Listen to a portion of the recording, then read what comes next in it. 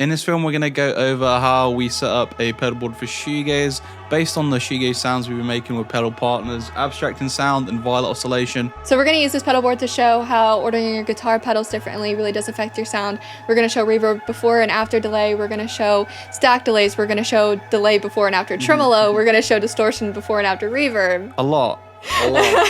We're going to give you some insights to how we set up a shoegaze pedal board, why we do things the way we do things a bit differently. You probably, if you've watched our videos, you know we're always using our DREAMGAZER expand pedal board. Like, it's like my favorite pedal board, honestly. I wish I'd had this when I was younger. Like, I had ambitions to have a huge pedal board, so I brought a huge pedal board, but then I only had a couple of pedals on it. Especially when we make the films that we do, like sometimes we use less, sometimes we use more, so it's just so easy. It's so easy, you can like expand it in and out, and I like, as particular as I am, I love that the Velcro is nice and clean and comes attached to the pedal board. And we've also got the DREAMGAZER expand power battery kit, which, you know, just fits in perfectly with the rest of my setup. As with all my other DREAMGAZER stuff, they've thought of everything with this thing, so you can just use it as a portable power solution for your pedal board, which is great. But you can also plug it into the wall, just use it as a regular power supply. It does have 10,000 milliamps, so you can, you know, power a lot of pedals with that. Today we're powering 8 pedals really easily, just with the battery power alone. They've thought of everything. When you take out the box, it already comes with a perfectly sized piece of Velcro, which is very satisfying. Very satisfying. Just put it right on your pedal board. And then you've got an adjustable daisy chain, which is the first we've seen of this kind of thing. Yeah, right? Why haven't we had something like that sooner?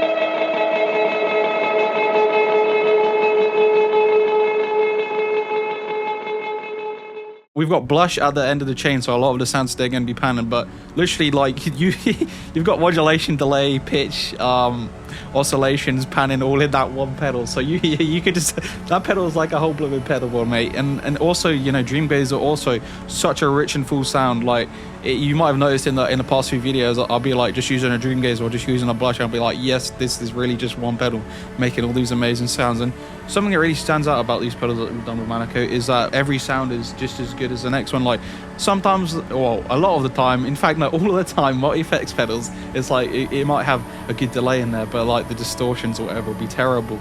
But with our pedals, we've got, you know, the modulation is beautiful, the delay is beautiful, everything is, you know, full and rich, and that's because we did it from the ground up, vintage engineering, baby. That's how we're doing it. This is the only place you can get these sounds. They're such full and rich pedals. I love them so much, I could just keep talking about them. Save you that for now, just go pick one up and hear for yourself.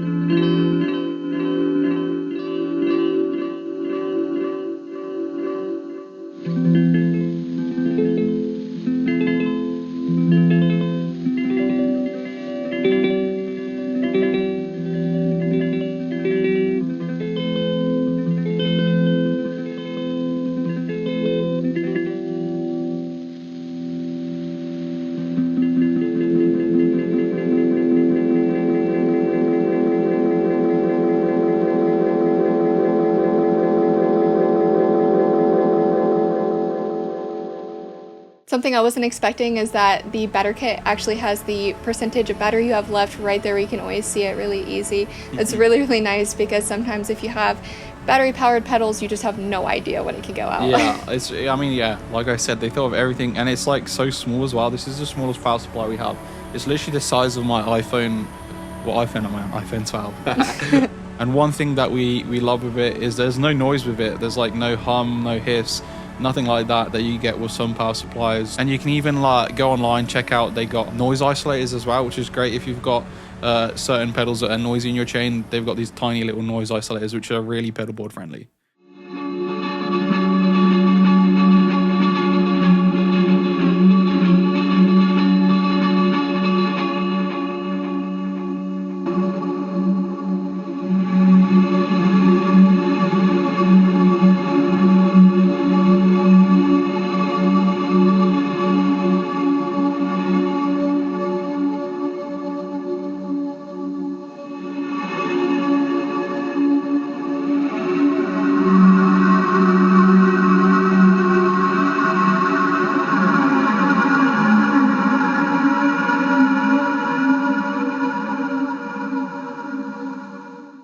So when we first started sharing our films with pedal partners, one of the first things that really stuck out to people is that we like to use reverb before distortion, because this is pretty much the opposite of how people traditionally order guitar pedals.